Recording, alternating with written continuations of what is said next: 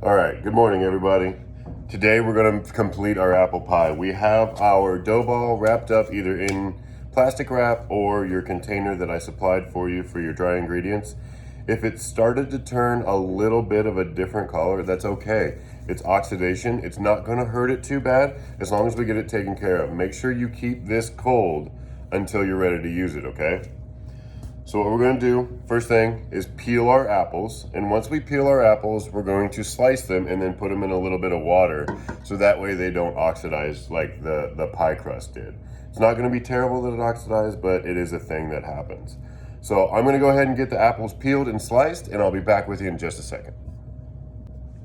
All right, as I was peeling the apples, I thought maybe some people don't know what I think is the easiest way to peel an apple, so I'm going to show you peel and slice. So I peeled it with a peeler, and what I do with that is I just take the peeler straight towards me and just kind of peel it downwards like this. That's the easiest way I've found.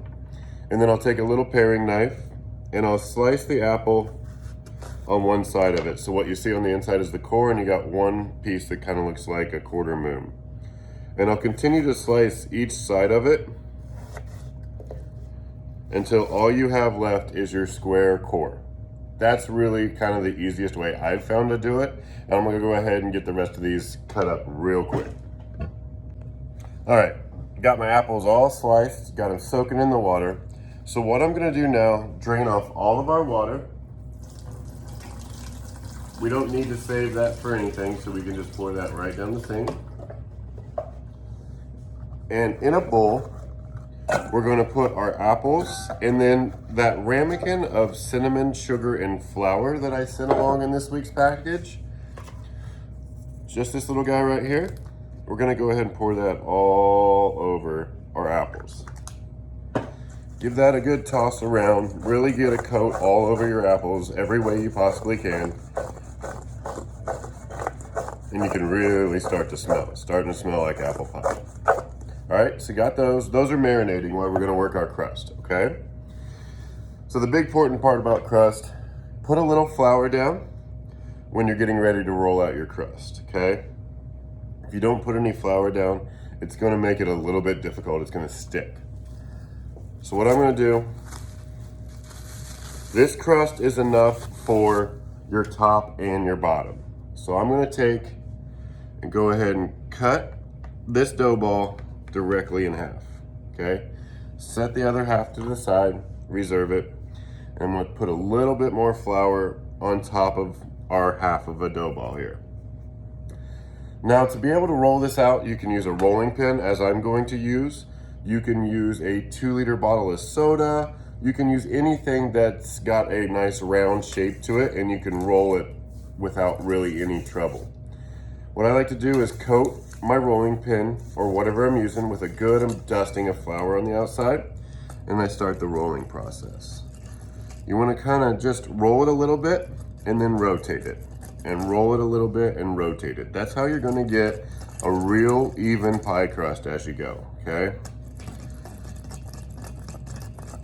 So as you see, it's starting to turn into shape. Got a nice cylindrical shape here. Continue to roll it out until it's big enough to hang over the edge of your pie pan. That's the important part. You want it big enough to hang over the edge of your pie pan just a little bit. And pressure is going to be needed, okay? You're gonna have to continue to push down on this pie crust to get it to roll out the way you need it to.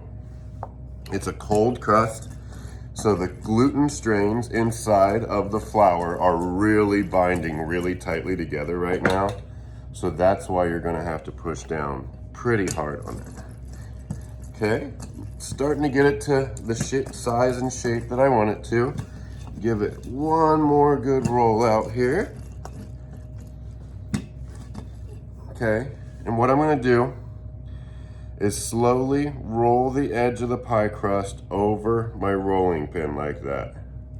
So as I roll it up, it's wrapped all the way around my rolling pin, and I'll lay it right on top of my pie pan, and to get it to roll out on top of your pie pan pretty evenly.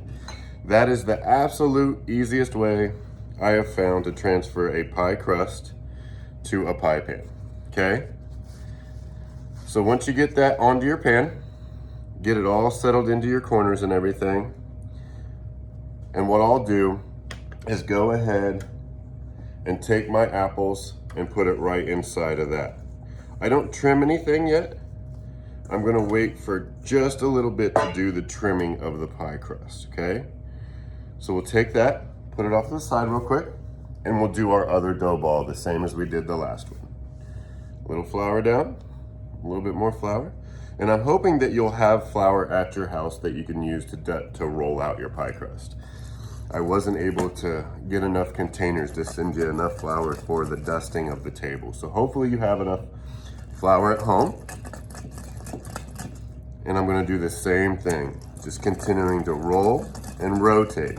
When I rotate, I don't rotate it all the way around. I usually only do it a quarter turn. Make sure I've got some flour on the bottom of the pie crust.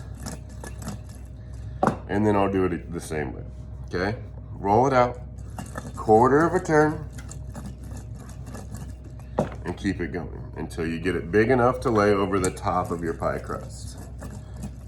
Don't worry about the extra flour that gets on your pie crust as you roll it out.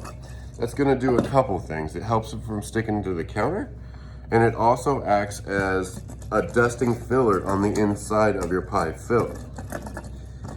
It actually helps to thicken the inside of your pie. So it's kind of nice. You get extra flour on so it doesn't slide around everywhere. And you also get to thicken the actual filling of your pie.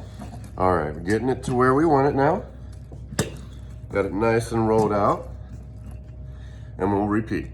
We'll take it, roll it over our rolling pin like we did the last time. So it looks just like that.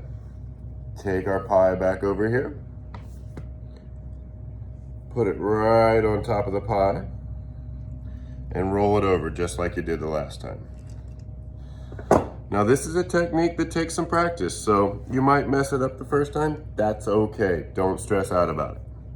Now what I'll do is I'll take a little paring knife and I'm just gonna trim up the edges all the way around my apple pie, running right along the edge of the pie plate.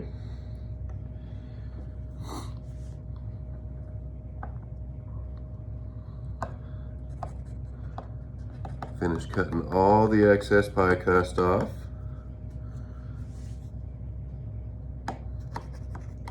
And you can do a couple things with these pie crust extras. That's our oven, it's all preheated. Make sure you're preheating your oven to 350 degrees, okay? 350 degrees is what you're cooking this pie at, okay? All right, so we got it all trimmed up. Got a little bit of a funny hump on one side of our pie, but that's okay. It's not gonna be that big of a deal. And to seal our pie, I'm gonna go the old school way. So I'm gonna do a fork, okay? I'm gonna take the edge of the fork and just make dots along the edge of the pie, okay? Little lines. And that does a couple things. It seals our pie down pretty good. Pinching it all up. It's not the fanciest way to seal a pie, but it's definitely the easiest. You know, there's super fancy ways to go through and fold it, make it really super pretty, but I like just the old classic way. Just a little fork around the edge of the pie, you're good to go. Clean up any extra little pieces if you want to. And now we have an apple pie. What I'm gonna do is the remainder of the butter that you had left from making your pie crust, I'm gonna melt that in the microwave real quick, and then we're gonna wipe it on the top of our pie to make a glaze, and it's gonna make it really beautiful. I'll be right back. All right, everybody. I went ahead and just melted the butter. Took about 45 seconds inside the microwave. And what I have here is a pastry brush. You may not have that at home, and it's okay. If you use a paper towel, you can smear it on there. Anything that you can kind of wipe the butter onto the crust with, it'll be perfect. I'm gonna go ahead and cut a couple little vent holes in my pie crust on the top. I'll do a little crisscross on the top of this one. You can do any kind of pattern you want just to make it pretty. All it needs to be is a vent hole for the pie to cook. The steam, as the apples start to cook and stuff like that, it needs a place to release. So that's why we do that. So I'll take my little brush and I'll take the butter and just wipe the butter all over the top. Don't be afraid of too much, okay? It helps golden brown the top of the pie. It'll make it really flaky and crunchy and delicious. All right, so got our butter smeared all over the top of our pie. It gives it that nice shiny look, okay? So this is what we're going for. We're gonna bake the pie at 350 degrees for about an hour, or once you start seeing the bubbles come through the little vent holes in the top of the pie, you know it's done, okay? I'll be back at the end of this to show you what it looks like.